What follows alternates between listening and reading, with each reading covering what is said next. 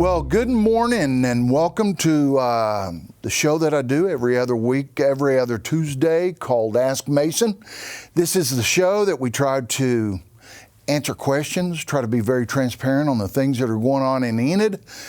So whenever people send in questions to AskMason@enid.org, I always try to answer those. I also try to, from time to time, bring guests on various topics of things that are going on around the city. I've done that here lately, so I'd like to get back. I've kind of gotten behind on a few of my questions. I'd like to catch up on that this morning. But before I do have a couple of announcements that I would like to make, reminders for folks.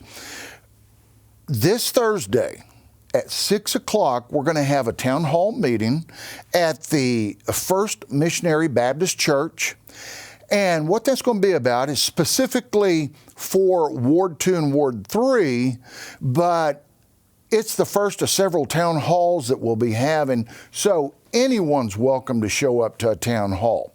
The purpose of the meeting, though, is you're about to see some growth in the city of Enid. We already know that we have a housing shortage, and we have what's called a affordable housing shortage.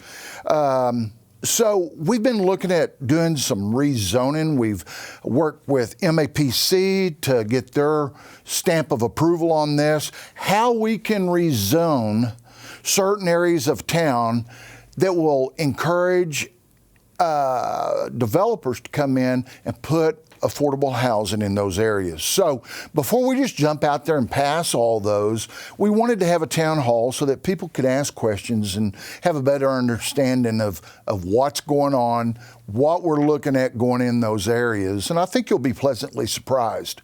But that is this Thursday night, 6 o'clock at the First Baptist Missionary Church. The other thing I wanted to mention was on August the 17th. I know everybody has seen the new Martin Luther King mural down on our administration building, which, by the way, is also named after him. That ribbon cutting is going to be at 10 o'clock in the morning. It's on a Saturday, August the 17th. And I know we're going to have a large crowd. I know there are people coming from out of town to see this and be a part of it. This is going to be a great celebration. I'm excited about it. So I encourage anyone that has just a few minutes, bring your kids down, let them see this, explain to them why this is important. So August 17th on a Saturday, 10 a.m. in the morning. So those are the two things I wanted to announce. As far as questions, I had a couple questions after the meeting 2 weeks ago, or 1 week ago, I'm sorry, at our last commission meeting. It was a line item that was on there that was increasing our 2024-2025 annual budget from what it was. I'm sorry, let me back up. It was raising our budget by $70 million. And you go, how can that be possible? We just passed a budget 2 months ago, I guess it was, that took effect July 1. So why did that budget go up? Well, that's kind of an elusive type thing. And the reason that we did that, so that you know, according to state statute, you have to pay for bills on the current budget, the current year's budget. So whenever you get into items like construction projects that string on for a long period of time, and you have what's called encumbered money, dollars have been appropriated and set aside for a specific project, and that project's not completed at the end of the year, all you're doing is taking those dollars, moving them over to this year's budget, so you pay for those bills that come in from that point on out of this current year. So yes, it did increase our budget by $70 million, but that was to stay in compliance with all of our state statutes. And just know that those were dollars that were already appropriated, already setting in an account to pay the bills on the existing projects that we have going on. So that's what that was about. We didn't just increase the budget with new money. Another thing I wanted to mention was here 2 weeks ago, I guess it was, we had some we had some computers over at the library that was down. They had no access. What had happened on that, so that you know, that software that run those items did not merge with some of the additional needs that we had. If you remember, not too long ago, we passed an ordinance where parents had the right to come in and on any child that needed a library card that was underage, they could check on their form that they cannot check out adult material without the approval of a parent.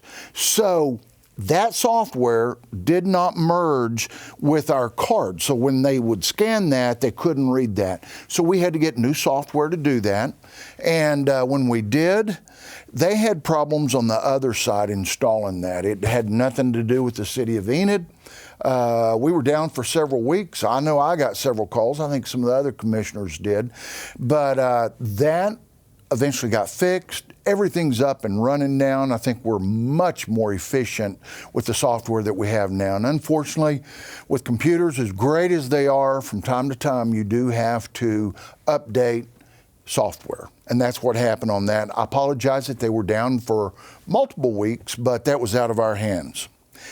And then the last thing I want to talk about is our youth sports complex. If you look back or think back to last February, whenever I did the State of the City address, I announced in there that we were going to build a new sports youth complex that would have multiple football fields for our youth football program, multiple baseball fields, enough baseball fields that would allow us to have 100-team tournaments, and then also girls softball fields so that we could better utilize space. We weren't spread out all over town. We wanted to have a single complex with adequate parking, adequate lighting, and adequate concession stands, and all be confined so that parents could come in there.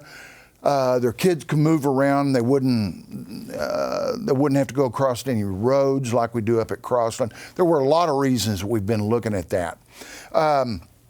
I know that for those of you that get all your news on Facebook, which I would encourage you to never do, usually there's a lot of folks on there talking about things that they have absolutely no idea. But what I wanted you to know was that we've been working on this thing. We have, I think we've got the deal done on the land. As soon as we sign a contract on that, we'll be releasing where that is. We've been doing engineering on the drainage, how the drainage will work on that, the amount of re-leveling we're going to have to do at that location. We've also sent out what's called FRQ, basically sending out a scope of items that we want done or bid on by engineering firms. And we're starting to get a lot of firms contacting us that want to be a part of this. So I think that closes the end of this month. Once that happens, we will select an engineering firm that will be our engineer to work on that project. And once we do that, that engineering firm tells us whether we need 52 acres or 62 acres. At that point, then, we will sign the agreement on that land. We'll make that announcement, and we will start appropriating money to start that project. So that project is well on its way. We'll have to do some kind of an environmental study, which takes a couple months, but these are just all processes when you use public money on items that just take time. And so we're excited about it. It's going to happen, but there's a lot of behind the scenes that has to take place before you actually see us out there turning dirt and you start seeing construction going on. It's going to be an amazing project for our community. And I won't even go into all the economics of it right now, but when you bring in 100 teams with all those parents and grandparents that follow, you bring in all those coaches, I mean, it gets up to close to 5,000 people in one 3-day period that'll be staying at our hotels and spending money at our restaurants. So we're looking for ways to continually grow Enid. And I think this is going to be a great asset to our community, especially when you couple it with the David Allen Memorial Park, which this year at the JUCO World Series had an economic impact of over $1.3 million with 12 teams instead of 10, and then now with the new advanced soccer complex that's already having up to 72 teams in one tournament. So great things are going on in Enid. Don't fall into that group of being a naysayer, because you're going to see a lot of changes over the next 24 months. So I'm excited about it, and there will be more to talk about as we move along. I will close today by just saying, please send in your questions. Don't sit around and just listen to your neighbor. If you'll send in the questions, I'll be happy to answer those to the very best of my ability. You can do that at AskMason@enid.org. So thank you so much. Thanks for being part of Enid, and don't be a naysayer. Thank you.